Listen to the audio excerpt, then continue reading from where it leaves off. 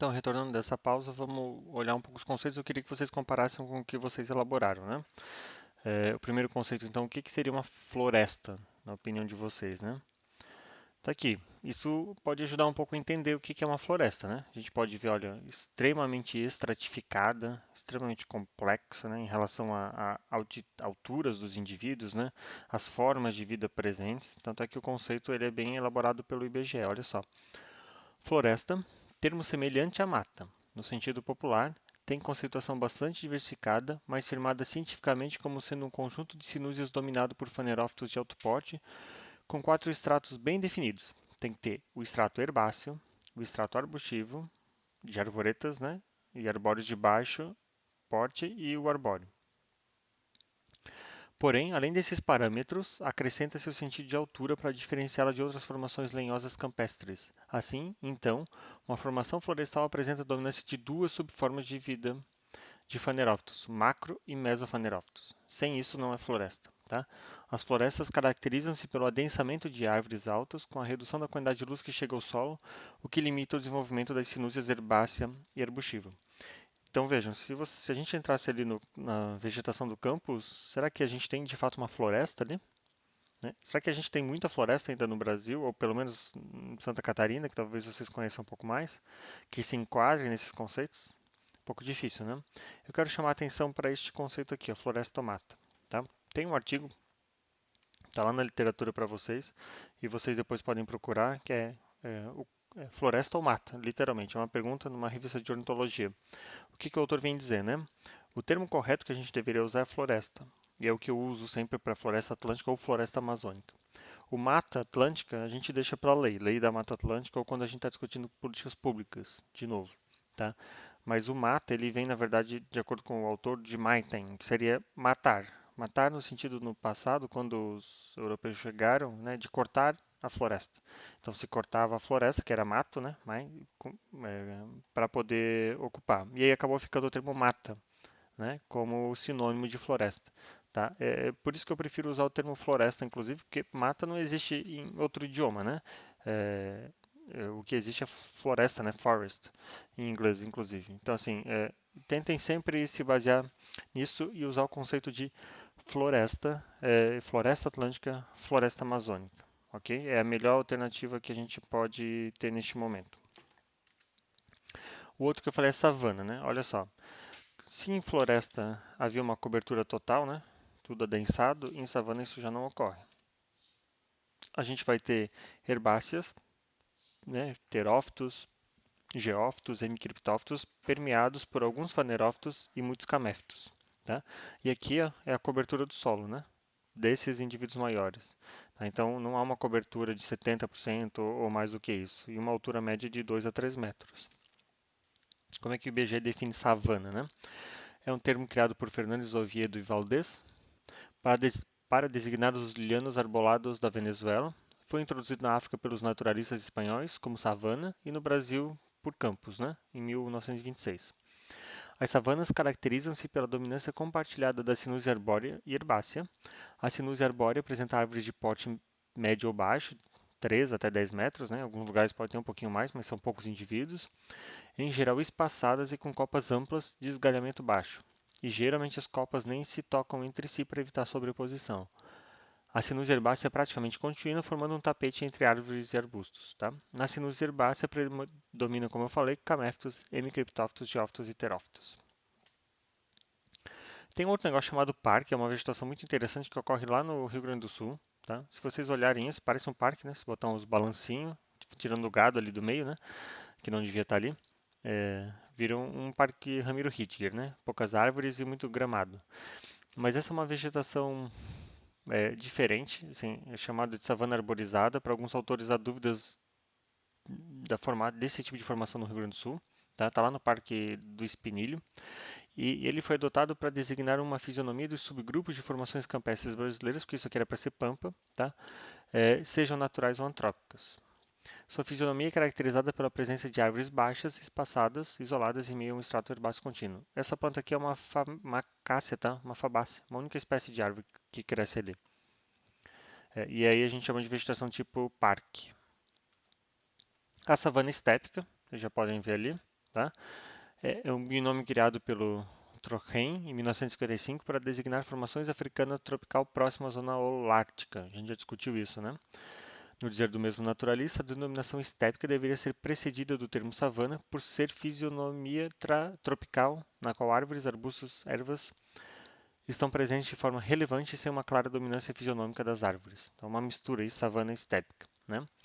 Esta fisionomia foi extrapolada como sinônimo universal do termo indígena tupi-guarani caatinga, que no dizer de Dárdaro de Andrade Lima, caracteriza muito bem os tipos de vegetação das áreas áridas nordestinas. Tá? Então, a savana estépica seria aquilo que a gente chama de caatinga.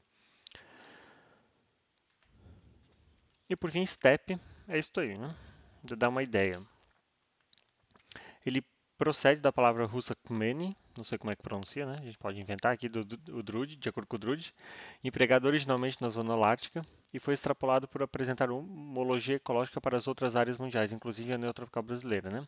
As estepes neotropicais caracterizam-se como áreas de relevo plano ou suave, ó, essa área aqui como um todo, né? Ondulado, recoberto por vegetação herbácea contínua. Nossos pampas, por exemplo, ou outras vegetações parecidas. A gente pode ter estepes em áreas altas, né? A campanha gaúcha, né, os pampas são um exemplo disso, tá? Campinarana, essa é uma vegetação bem interessante, específica na Amazônia. Gente, isso é Amazônia, olha só. Tem areia aqui, né? Solo arenoso. Então, o que que a gente tem numa campinarana, né? É um termo bem regional, ocorre lá no alto do Rio Negro. É, havia, assim, tem uma lenda urbana que diz que os solos da Amazônia são arenosos, que a gente não pode derrubar a floresta, senão vai virar um grande deserto. Isso é falácia, né? O solo arenoso ele ocorre nas campinaranas, mas elas não dominam o domínio da floresta amazônica como um todo, tá? Mas isso não significa que é para sair por aí cortando a floresta amazônica, né? Só para deixar registrado, né? Ele foi adotado por ser ímpar na fitogeografia mundial e ter conotação prioritária sobre o seu sinônimo, né? Usado para designar formações campestres no sul do país. Este tipo de vegetação ocorre predominantemente em áreas fronteiriças, como eu disse, lá com a Colômbia e Venezuela, e campinaranas ocorrem em áreas planas e alagadas e apresentam fisionomia bastante variada, desde formações campestres até florestais com árvores finas, tá? Mas com esse solo geralmente arenoso, tá? Um outro termo importante, região fitoecológica. Tá? Esse termo a gente usa mais. É o conjunto de ambientes marcados pelo mesmo fenômeno geológico de importância regional, que foi submetido aos mesmos processos geomorfológicos sobre um clima também regional e que, como consequência disso, sustenta o mesmo tipo de vegetação. Região fitoecológica da floresta umbrófila densa, por exemplo, tá? Ou da umbrófila mista no sul do Brasil, que está sobre os derrames basálticos, ou o estacional decidual, que está na calha do rio Uruguai, então está sobre o mesmo processo geomorfológico, tá? E o IBGE, e claro, eu não vou discutir isso aqui tudo, mas ele traz lá um sisteminha, inclusive com letras que abreviam que ninguém mais usa, né? Mas traz lá, região fitoecológica ou tipos vegetacionais, né? Ou de vegetação. Tipos de vegetação não era sinônimo de classe de formação? Se eu voltar lá, estava como sinônimo, né? Então, ó, região fitoecológica ou tipos de vegetação. Da mesma coisa. A gente costuma usar o primeiro. Então, região fitoecológica da floresta umbrófila densa, ela pode ser dividida em aluvial, em terras baixas, submontana, montana e altomontana, de acordo com o IBGE. A gente vai discutir isso aqui um pouco mais quando eu olhar a classificação do Ari Oliveira Filho, tá? Mas olha só, a aluvial é aquela que ocorre ao longo dos rios, ok? Então tá na beira do rio, floresta umbrófila aluvial, se for umbrófila né? Também chamada de tropical pluvial. Terras baixas depende de onde eu tô, tá? Aqui é aquela máxima de a latitude compensa a altitude. Santa Catarina está aqui, né? Entre 24 de latitude sul e 32 de latitude. Então, há terras baixas, de acordo com este esquema, vai de 5 a 30 metros. Então, toda a vegetação aqui no sul do Brasil, né, nessas latitudes, que vai de 5 a 30 metros, eu coloco em terras baixas. Se eu tivesse mais para cima em São Paulo, ia até 100 metros as terras baixas, ok? São Paulo acho que é aqui, enfim, depende de onde eu estou, né? A submontana, para nós, vai de 30 a 400, a montana vai de 400 a 1000 e a automontana seria acima de 1000. Tá? Em outras regiões, ó, mais no Nordeste, acima de 2000 eu teria automontana. Então entendam, né, que o sul aqui, né, a latitude compensa a altitude, por isso que existem cotas, né, diferenciadas, tá? Claro, terras baixas, se vocês pegarem e descerem a 470 Blumenau em direção a Navegantes, A partir de Gaspar e Ilhota, vocês começam a ver aquelas planícies. Aquilo ali seria terras baixas. Tá? Não significa que 30 metros de altura eu vou ter uma floresta de terras baixas, porque eu posso estar numa encosta de uma montanha. Aí não é vegetação de terras baixas, tem que tomar um pouco de cuidado e o BGE não faz esse tipo de detalhamento. Tá? Eu tenho a Ambrófila aberta, que é uma vegetação muito interessante porque há dúvidas sobre a origem dela, mas ela é uma vegetação aberta e ela também pode ser subdividida. E no geral ela pode ser dominada, e ela tem a dominância ou de palmeiras, ou cipós, ou bambus, ou sororoca, que é uma parente de banana, assim, né? Uma dessas Musaceae, Zingiberaceae, Heliconiaceae, não lembro que família ela está agora. A Umbrófila mista, que vocês conhecem, que é a floresta de araucária, também existe aluvial na beira do rio, a submontana, e aqui, como a mista basicamente só nessas altitudes, né? É abaixo de 400 metros, muito rara hoje em dia, né? Porque foi tudo cortado. A montana vai de 400 a 1000 aqui na região, e a altomontana acima disso, né? As estacionais sempre verdes, também com as mesmas subdivisões. A estacional semidecidual, tá? Eu quero chamar a atenção, nós não temos isso aqui em Santa Catarina. E tecnicamente, pelo IBGE, nós não temos a semidecidual. Nós temos a floresta estacional decidual lá no oeste do estado, né? E na calha do rio Uruguai, com a aluvial, a terras baixas, a submontana e a montana, tá? Então a gente teria também essa divisão aqui, dependendo da cota em que a gente está. Campinarana, né? São também chamadas de caatinga da Amazônia, né? Porque tem essa vegetação um pouco distinta. A savana, ou cerrado, ó, florestado, arborizado, parque gramíneo lenhoso. Eu vou discutir bem detalhadamente isso quando a gente entrar na aula de floresta amazônica, floresta atlântica e cada um desses, tá? Então não se preocupem tanto. A savana estépica, ó, pode ser essas caatingas aqui, né? O parque espinilho, tá aqui. Florestada, arborizada, parque ou gramínea lenhosa. As estepes, ou campos do sul do Brasil, arborizada, parque e gramínea lenhosa também. E o IBGE separa um negócio chamado de áreas de formação pioneira, vegetação com influência marinha e fluvio-marinha. Marinha é restinga, fluvio-marinha é rio, né? Fluvio-marinha. Então é mangue. Tá? Então, vegetações pioneiras de influência marinha é o que vai ser a restinga, que pode ser arborizada, arbustiva ou herbácea, tá aqui onde ela ocorre. A vegetação com influência fluvio-marinha, o mangue, basicamente, tá? E fluvial e eulacustre com essas tipologias, mas isso aqui a gente não tem na região também, tá? E aí tem uma outra proposta do Absaber, faleceu há não muito tempo. O trabalho dele está todo disponível. Eu falho agora se é na Unicamp ou na USP, mas tem um portal com todas as obras dele, depois que ele faleceu foram disponibilizadas. E o que ele propõe? Ele propõe um negócio chamado domínios morfoclimáticos brasileiros. Tá? Ele foi um grande estudioso, tá? Então assim é muito utilizado o trabalho dele, mas não com as mesmas delimitações, tá? E o que ele reconhece? O domínio amazônico, beleza, tá ok, né? Região norte do Brasil, com terras baixas e florestadas, com amplas depressões e planícies ao longo dos rios, onde se tem um grande processo de sedimentação. A área de clima e floresta equatorial apresenta uma fauna bastante exótica e diversificada. Amazônia, tá? Vejam, domínio.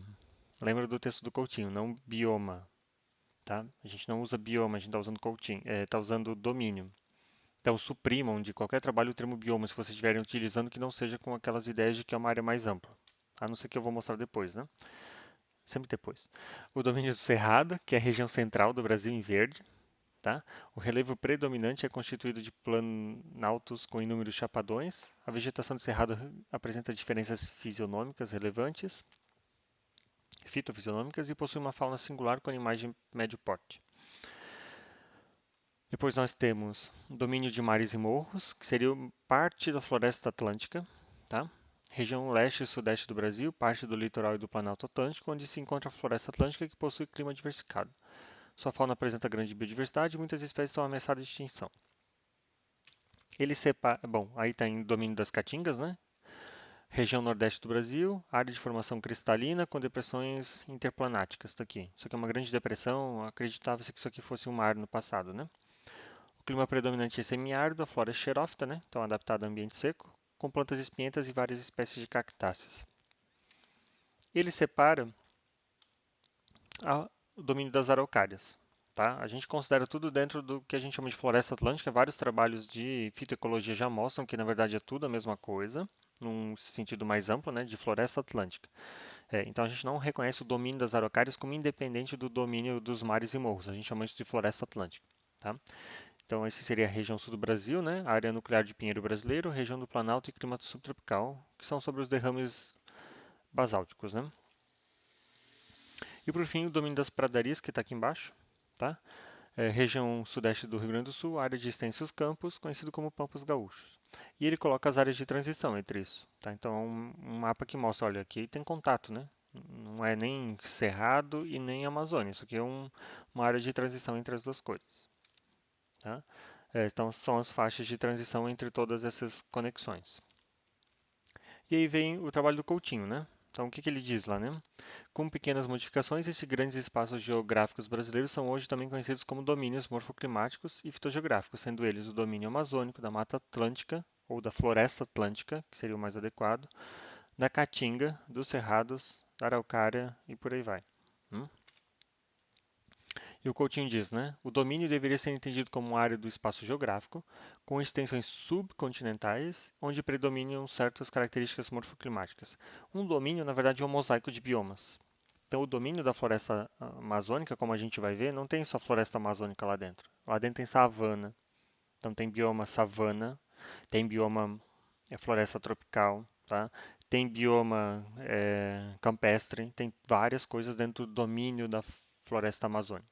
Então, entendo que a Amazônia não é uma única coisa, é um mosaico, e não só lá. Cerrado é a mesma coisa, a floresta atlântica é a mesma coisa. Tá? Então, o termo que a gente usa é domínio da floresta atlântica, domínio da floresta amazônica, domínio do cerrado. O termo bioma a gente abole por enquanto e deixa ele para um sentido mais restrito. Tá? Então, assim, no espaço domínio do cerrado, nem tudo que se encontra ali é bioma cerrado, né? Como vocês viram no texto do Coutinho. No domínio do cerrado predomina o bioma do cerrado, todavia outros estão ali presentes. Tá? Mesma coisa em todos os outros ecossistemas. Tá? O domínio é extremamente abrangente, englobando ecossistemas os mais variados, sejam eles terrestres, paludosos, lacustres, fluviais e por aí vai. O bioma do cerrado é terrestre, assim como podemos falar em peixes do domínio cerrado, mas não em peixes do bioma do cerrado. Né? Então há um erro muito utilizado, né? Os peixes do bioma cerrado. Não, mas bioma são conceitos terrestres. Existe o conceito de biomas é, de áreas úmidas, né? Ou freshwater, de água, né? Tanto para água doce e salgada está lá no WWF, inclusive. A gente acaba não abordando aqui porque não dá tempo. Mas o domínio existe, né? Então, as águas que estão dentro do domínio fazem parte dele, mas não fazem parte do bioma, né? A ambiguidade, então, do uso desses dois conceitos, domínio e bioma, deve ser sempre evitada. Por esta razão, usaremos domínio do cerrado quando for o caso e bioma do cerrado ou simplesmente cerrado quando quisermos nos referir especialmente a este tipo de ecossistema terrestre de grandes dimensões com características ecológicas bem mais uniformes e marcantes. Tá? Que confusão, né? Que confusão. Aí eu escrevi para o Ari Oliveira Filho. Na verdade, eu conheci o Ari Oliveira Filho quando eu fui fazer meu mestrado na Federal de Minas Gerais. Foi um grande colega. É, Ele aposentou recentemente e decidiu aposentar de vez, né? Então, assim, até escrevi para ele esses dias. Ele me mandou um material que eu estava procurando. Mas ele disse que ele aposentou, né? E fez bem. E ele diz, né? Eu escrevi para ele dessa história de domínio e bioma. Na época, eu tinha muitas dúvidas, né? Não que eu ainda não as tenha, mas o que ele diz, né? Olha o artigo do Coutinho na Acta Botânica Brasílica. Isso aqui é um e-mail que ele me mandou, tá? Para você ter acesso a uma forma de uso desses nomes que está longe de ser consensual. O próprio IBGE usa o termo bioma em desacordo com o Coutinho, como a gente já viu, né? Eu prefiro usar domínio no sentido biogeográfico, como uma vasta região com certa homogeneidade de paisagens, ainda que sejam em mosaicos.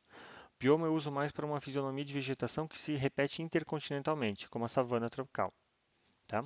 O desacordo é se, por exemplo, as florestas ripárias, ou seja, de mata de galeria, né, das regiões das savanas do mundo fazem ou não parte do bioma.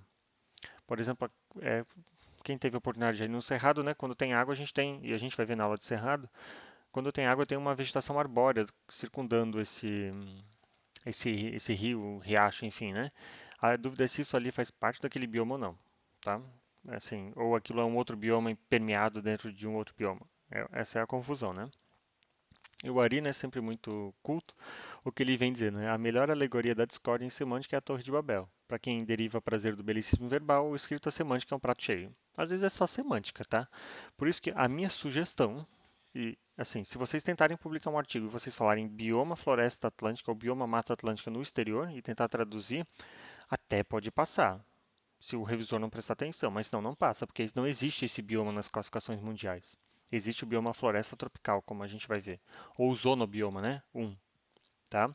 Então, o ideal nos textos é floresta atlântica, domínio da floresta atlântica, tá? Domínio da floresta amazônica, ok? Cuidem com o termo bioma, esse é o principal recado, né? E como ser um bioma, né?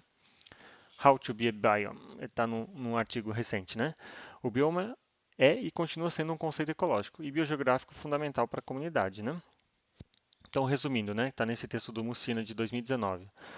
Um bioma é um ecossistema de grande escala que ocupa grandes espaços, pelo menos em escala subcontinental ou continental, ou encontrado na forma de um complexo de pequenas manchas isoladas e espalhadas por esses grandes espaços.